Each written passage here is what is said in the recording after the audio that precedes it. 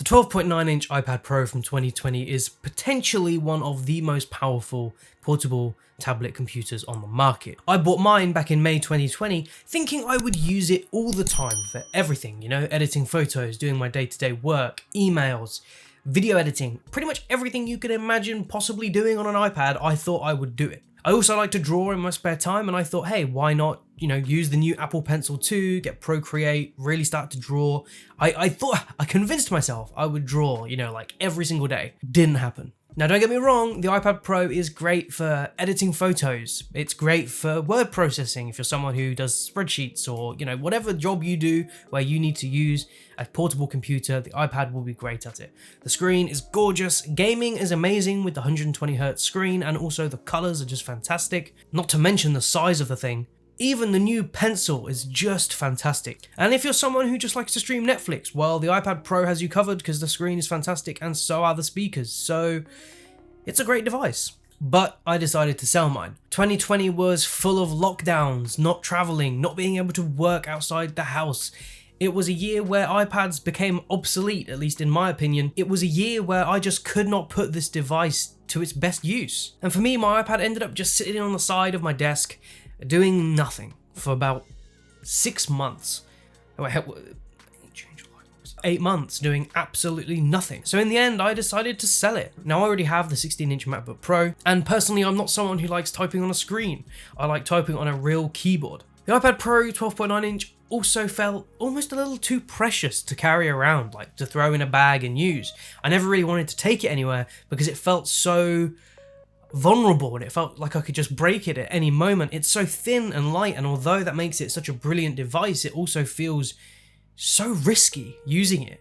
So after a lot of kind of back and forth and thinking to myself, do I sell it, do I keep it, I did just decide to sell it. And I may regret that decision in a couple of months' time when we're allowed back out in the world again, but to be quite honest, to me right now, a portable device just really isn't worth it. Something like a MacBook, for example, is different. I like to, sit on the sofa or lay in bed with a laptop on my lap so I can type and stuff.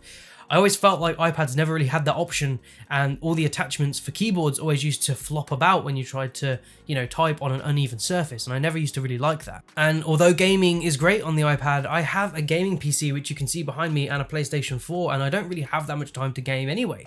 So that again isn't really a reason to keep it. Now, the one thing that kept telling me to keep it was the fact that I could edit on the go on Lightroom, edit my photos when I'm out and about, and I'm out in the middle of nowhere taking photos, and I can go on the iPad and retouch them and edit them.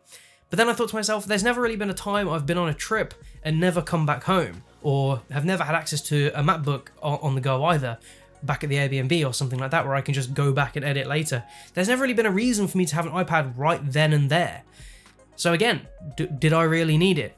I guess really the point of this video is I think the iPad is a great device, but in the end, I didn't need it.